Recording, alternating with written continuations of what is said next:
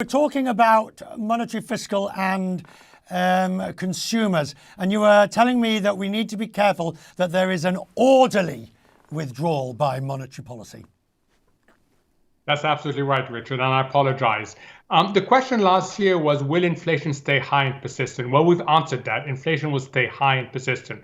Now central banks have to regain control, and the Federal Reserve, the US central bank in particular, has a very small window to do so. So a lot right now depends on whether the Federal Reserve can catch up with realities on the ground.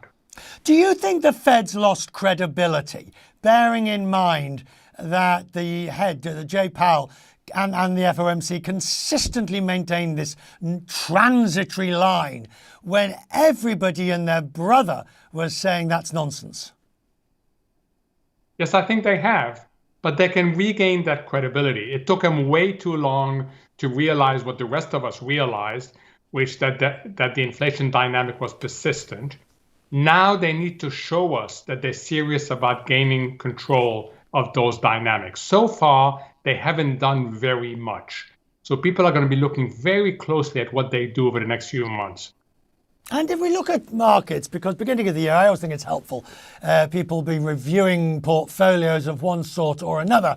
The Dow was up sharply, over 500 points last year. Now, not the best that it's ever done, but not bad all the same. And I'm wondering, if, in your view, is this a time for risk on or risk off? It's a really difficult question because there were two drivers of an incredible rally. Remember, this was the third year in a row we've had double-digit returns. One, we've talked about central bank liquidity. That is going away.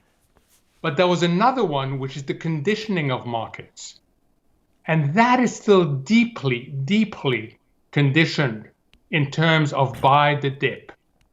I think on the whole, one should become more risk averse, more careful as you go into the year. But I wouldn't rush right now to sell everything. I think there's enough momentum still for the next few weeks that we may well see some more record highs.